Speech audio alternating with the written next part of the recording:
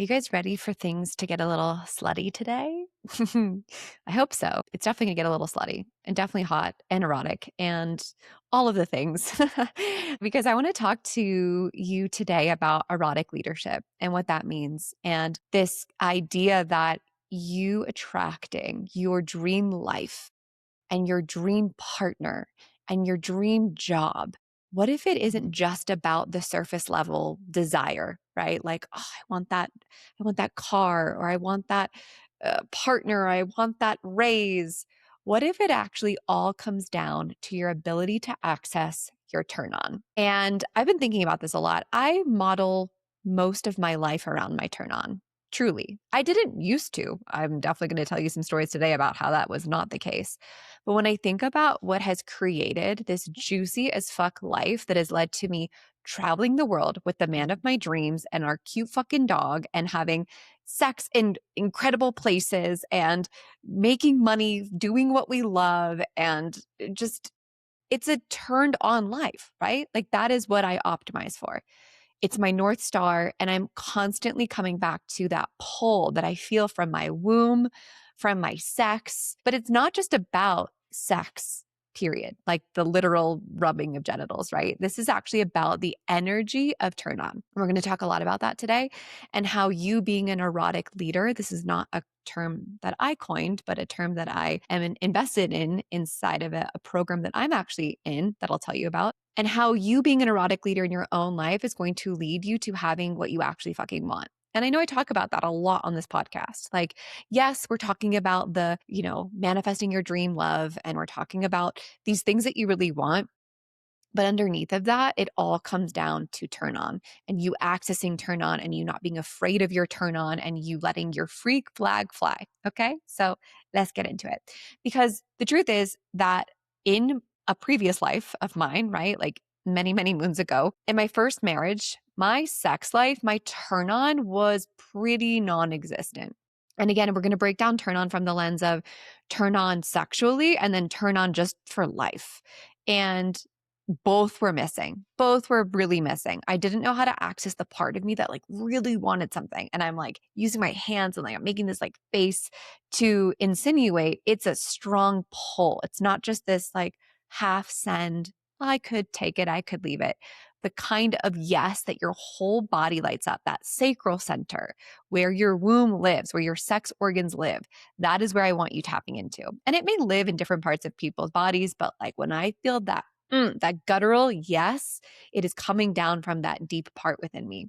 And when I was married, when I was 20 years old and I met my ex-husband, I didn't know what that was. I mean, loosely, I'd be like, yeah, I really want to go to that bar tonight. Or yeah, I really want to make out with that guy. But that was probably I want to buy that cute outfit. But that was probably the limit of what I understood of turn on. And because my ex was so dominant in what he wanted and what he was creating, I didn't know how to access my turn on inside of that. I didn't know how to say to him, that's cool that you want that. I don't want that. Or that's cool that you want that. I want that too. Or we have differing things that we want, and that's okay. And so that turned to a lot of shutdown. And there's a lot of reasons why that happened. One is like, again, societally, culturally, I had not trained myself to access desire. It was just not something I knew how to do. But then also you can look at factors like I was on hormonal birth control. So from a sexual desire, I had zero, like didn't know I was ovulating, didn't know, well, you don't ovulate when you're on the pill.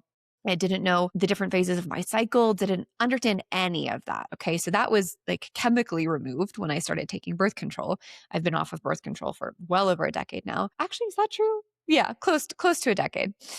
But yeah, I didn't understand. I didn't understand any of that. And now I'm married to a man where we optimize our life for turn on. Like, what would be the most juicy, erotic, full fuck yes in my body, even if I'm just talking about dinner, right? Or we're talking about our travel schedule, or we're talking about a program we want to invest in. We are always optimizing for the full fuck yes. And our unit, our family unit, knows how to say, okay, we maybe don't understand the logical path of how to get there, but because you're a full fuck yes, I'm going to support you in that. Our family's going to support you in that. And it is a desire I didn't even know that I needed, but I got it. Okay. And right after Eli and I got married, I knew that because sex was non existent in my previous marriage for many reasons, as I said, I was like, I want to invest in my sexual erotic leadership, but I know that that's going to trickle into all parts of my life. So I invested in a program with Kimi Inch. Kimi is a professional dominatrix and a somatically trained therapist. And so the two worlds combining are just unreal. Her ability to actually tap into the body and feel and access parts of you that you didn't even know were holding shame or guilt or pleasure. And then take that into now, how do you use this in your sex life to lead, to surrender? Both. I'm interested in both. I am always interested in how can I be both a leader and a follower? Because I think to be the type of woman I want to be in the world, I need to know how to do both. I need to know how to be in the number one seat and I know how to be in the number two seat.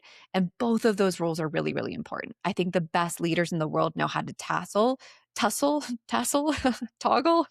I don't know how to use words between both. Okay. And so when we invested in this course, I knew that this was going to be really important. In order for me to not fall into old patterns of what wife meant to me, I needed to invest in my erotic life. And so I started to rewind the tape and think about, well, what has actually helped me to be a more turned on woman? Again, I'm going to keep going back and forth between from the sexual perspective, but also in the life perspective. And I remember when I first actually got introduced to Kimi, because if you know me from many moons ago, I used to work in the sex and intimacy space. I helped women specifically with their sexual desire and their turn on. And it's so cool now to see the knowledge that I have from that chapter because I still use that in my coaching. It's just not where I lead from anymore. But when I first got introduced to this world, I was fresh out of my divorce and I was like, okay, sex was pretty broken for the first 30 years of my life. I would like to fix that. So I invested in all of these people, and Kimi was one of them. And Kimi introduced me to this concept by Jaiya Ma, who created the erotic blueprint. Now, you may have seen her or heard of her. She was featured in Goop. She has an episode on Netflix that's actually really worth your time to go watch if you want a visual understanding of what an erotic blueprint is. But if you've ever read the book, The Five Love Languages, that's like a very vanilla version of this. The love languages writer, like, how do you best receive love? And how many of us try to give love in the way that we also want to receive it, but that's not always how our partner actually wants it. And so when I think about the erotic blueprint, I think about how it's like the love languages, but for your sexual turn on. So you're thinking, how is the unique way that I like to receive pleasure? How do I like to be turned on, both in a sexual and honestly non sexual way? And this broke my mind. When I first took this quiz, it shattered every dimension of what turn on and sex looked like because what I realized is that sex and turn on in most cultural and societal ways and programs and movies and TV shows, it shows the erotic blueprint that is called the sexual blueprint, which is very much like penis and vagina. Sex is X plus Y equals Z. You do this thing, you create friction, that leads to an orgasm, and sex is over. That type of sex is great. I love that type of sex sometimes. I like that style of turn on where it's like no bells and whistles, really straightforward. But what Jaiya actually teaches is that there's these four other blueprints. And I'm not going to go into that in great depth today, but I highly recommend taking this quiz. There's a free version, which will just tell you your top erotic blueprint. And the paid, which is like, I think it's like $20, $27, will tell you your top five and in order. So the percentages, because as sexual beings, as turned on beings, you'll have different styles of turn on depending on where you're at in your cycle, depending on your partner, depending on what season of life you're in, right? And what I learned about myself is that I am highly, highly energetic. So what that means is I like to play in the tension. I like to play in the space between you and me and that first kiss, like right before our lips touch. I like to play in the space where you're not even touching me and I can just feel the energy pulsating off of this person. And you could imagine that in my marriage, if that was never known about, to no one's fault, right? Like that's my own responsibility to know my turn on. And every time my partner wants to have sex with me, he just grabs my ass or just, pulls me over in bed and wants to start getting after it, and my body needs warm up time, you can see how that's not going to lead to a life of a lot of turn on, where I'm not like lusting for my partner because I am not creating, he is not creating, and I am not creating the desired environment for my turn on to be stoked. And you, as the erotic leader of your life, that is your responsibility. So I'm constantly having to have these check ins with myself, these conversations with myself where I'm like, okay, where am I not currently creating an environment for me to be turned on? And this, mind you, again, like we're going back and forth between the bedroom and the boardroom, right? We're going right now to like, how could this apply to my work? Well, if I'm highly energetic and my day is packed back to back to back, and I have no room to just feel the pulse of life moving through me, I'm probably not going to feel very turned on in my workday. This does not have to be, mind you, like this is one of the things that actually really, really turned me off from the world of sexuality online, Instagram world. This doesn't mean you have to wear a royal codes dress and roll around in the floor with honey dripping off of you and have a 3 hour pleasure practice and buy like 18 crystal wands and have like endless time for your pleasure. That just felt so fucking unrealistic to me. I was like, I can't. I can't with this performative turn on. That's not real turn on.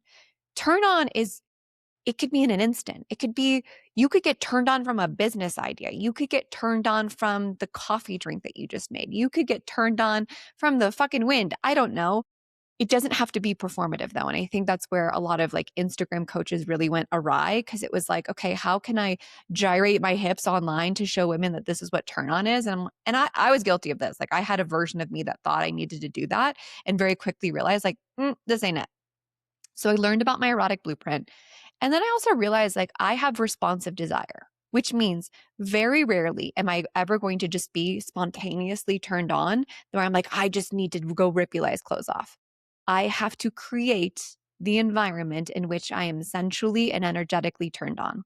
So I need candles. I need music. I need no dishes in the sink. I need the right playlist, because the wrong playlist will just like short circuit my brain. This is all about being an erotic leader and making sure that you are creating an environment for you to feel so turned on, not just by your partner, not just by yourself, but by everything. Because how do you think a woman operates in life when she's turned on most of the time?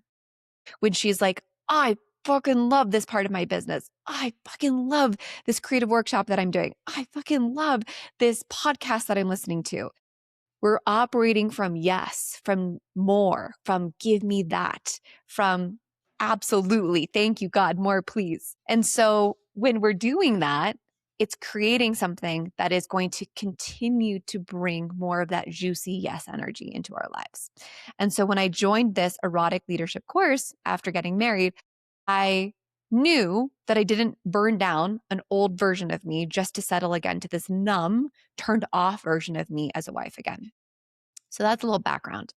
Now, when I was in this workshop, because the erotic leadership, it's all about dominatrix energy and like how do you step into being the leader in sexual energy, but also in life, because if you think about it, everything is a power dynamic. Like when you go, for example, and you're ordering at a restaurant, there's a dynamic, there's an energy exchange. Someone is leading, someone is following. When you go to get your coffee at a coffee shop, when you are a coach and you're leading someone, it's all a power exchange. And the more we just embrace that, the more we understand the rules of the game. And so I was on this call with Kimi last week, and she was having us talk and create and visualize about our erotic archetype. So this is the version of us that is so turned on and needs to come out and is expressed so fully out in the world or in the bedroom, but maybe is not at all getting a current seat in your life right now. And at first, I was like, I think I know exactly who this woman is. And I don't know if you've ever seen the show Billions, but Wags, our dog, is actually named after the character from that show. Everyone thinks it's because he's a cute dog who wags his tail. And what's hilarious to me, I'm like, no, he's actually named after this guy on a show about sex, corruption, money laundering. Wags is a bit of a hot mess in the show, and my dog definitely lives up to that. But why I'm bringing that up is because if you've ever watched the show, this is a little bit of a spoiler, but not because it's in the first episode. Wendy Rhodes is this powerful ass dominatrix who is also a consultant to these high level CEOs and executives. And I remember the first time I watched it, I was like, I've never wanted to be anyone more in my entire life. I'm like, this woman has it so fucking put together. She's hot. She's smart. She controls men. She knows exactly what to say to like have them in the palm of their hand. There was something about that energy that was so turned on and exciting to me. However, when we went to do this archetype exercise, I realized that that's not actually the energy that needs to come out and play. Because if I'm being honest, I'm just going to brag on myself for a second. I already got that on lock, right? I know the part of me that's put together, can put on a blazer, can control through her words, her energy. That's honestly an energy that I've been playing in for a long time. So then I got honest with myself and I was like, wait a second, what is actually the archetype that really wants to come out, that is going to be an edge for me, that is going to make my butthole clench and ask me to be a newer, more evolved, better, more erotic version? And it was no longer Wendy Rhodes. It was this version of me who is wild and uncontained and insane in the bedroom with no holding back, can whip her hair back and forth and can be on top and scream and can make sound and be a woman who is unleashed. So when I think about the woman that I needed to be sexually, that I wanted to be sexually, it was no longer a woman who was very contained, who had her shit together, who walked into the room like Wendy Rhodes and had a very nice blazer on and was like very controlled in the way that she spoke and the way that she controlled men. And it just, that's not what I needed more of. What I needed was to be unleashed. And the visual that I kept getting, this was the best example I could come up with, but I'm sure that there's better ones. I kept thinking about the movie Coyote Ugly. Do you guys remember this movie? It's like very much like 2000 era for the girlies that were like, I don't know how old I was when that came out. I was probably 12, 13. I have no clue, but I was like enamored with these women that could dance on the bar and spit in a guy's mouth and shoot tequila and then slap him across the face. And I was like, that's actually what's being called of me. And so, of course, when I told Eli this, he was like, yeah, duh, give me all of that.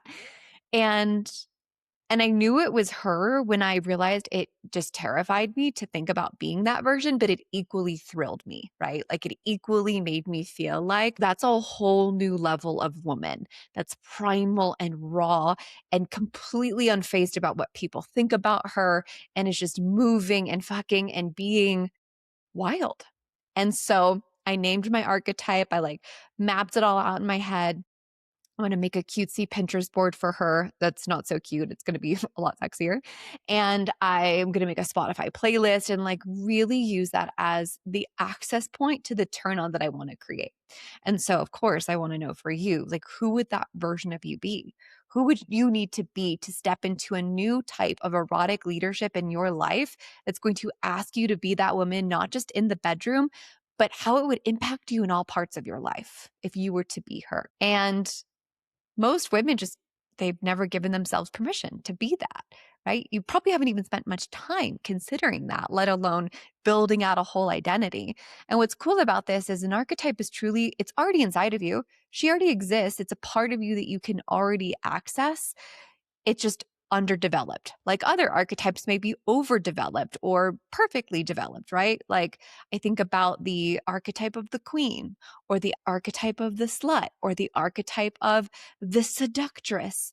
All of these are archetypes that you get to tap into at any time. And you also get to forge your own. You don't have to just fit into a box of, oh, this is the queen. This is how the queen acts. It's like, no, who do you actually want to become? And what's really cool about Turn On is that it is a portal. It's a portal to your desire. It's a portal to you living a life that you are a yes in every freaking category. And it's anything that juices you up, anything that makes you feel alive. I can't tell you how much I love the coffee that I make. Like I am turned on by my coffee drink. I put in collagen and like layered superfood creamer and I blend it so it's frothy. And every sip of that coffee is like, yes. And I can tell in my body when I eat and consume things that are not a full yes. They don't feel good. Even if they're healthy for me, like if I could eat the perfect bowl of macros where it's like turkey and white rice and arugula, whatever, it doesn't have to be, it could be whatever it like should be that's healthy. But then if I eat it and I hate it, that's not nourishing me. That's not good for me. And I encourage you to do your own turn on audit. Like, where in the world are you creating things from turn on versus just going through the motions? That's when we start to feel dry and life starts to feel dull and heavy. And it's like, no, we could actually just make it really simple. It could be like, oh, my yoga class honestly feels kind of like shit. I've been going to the same one for like 3 years now. So I'm going to go to a new studio and boom, turn on created. So yes, it's in the bedroom, but it's also out of the bedroom too. And your aliveness, that is your mating call. I just ran a whole workshop on this. Your mating call is this frequency, is this energy that just radiates from you when you love your life and you love what you do. So if you want to attract all of these incredible opportunities, people, men into your life, you need to fucking love your life. You need to love what you do. You need to love the coffee that you drink. You need to love the pastry you're eating on a Saturday morning. You need to love the song that you're playing in your car. You need to love the outfit you put on your body. I'm getting ready to go do a whole closet purge because I'm like, okay, that's not me anymore. That was a version of me. She's not it. I need to get rid of it, purge the old energy. Okay, so you can't attract the dream love or the dream life from a depleted, dry, performative, dimmed down place. It has to come from being so freaking lit up by your own desire that the right people, the right opportunities, and the right love can't help but find you. So I know this episode's a little different. I hope you love it. I definitely plan on sharing more types of this erotic style of content more often because it's something that's actually really important to me. And it was a part of me that I sort of abandoned after I left the industry. I was a little turned off by like what I was seeing and what I was creating that I just took a hard left turn and abandoned ship. But now I'm ready to reintegrate that part of me. And it's not to say I'm going to become a full blown sex coach again. I have zero desire to do that. But I do desire to talk about things that turn me on so that you can create a life of that and not be afraid to lean into the erotic because it's such an important energy. You were made from it, right? So how could we not imagine talking about it, being intimate with it, having conversations about it? It's literally the energy in which all humans are created from. So, my question to you is, what do you desire? Who is that version of you, the erotic leader inside of you that is just aching to come out? Is she a bit more put together? Is she a bit more wild? Is she a bit more fill in the blank? Take some time today, tonight, this week to sit with that. Not what you should want, not what looks good, but what actually turns you on and terrifies you a little bit. That's the blend that we're looking for. And you have full permission, not that you need it, but full permission to go after it. The thing that feels wild, erotic, crazy. My kink, I say this all the time. It's not actually a kink because that's not the definition of a kink, but my kink is doing shit that people could never do. That's my favorite freaking thing to do is like underestimate me. I dare you. Think small. Think that I'm so and so. Like I will come back 1,000 times harder and show you wrong. Not because I'm trying to prove anything. I just love this idea of building a life that many won't live because they stop. They get scared and they let that limit themselves. And I'm like, okay, show me, or I'll show you.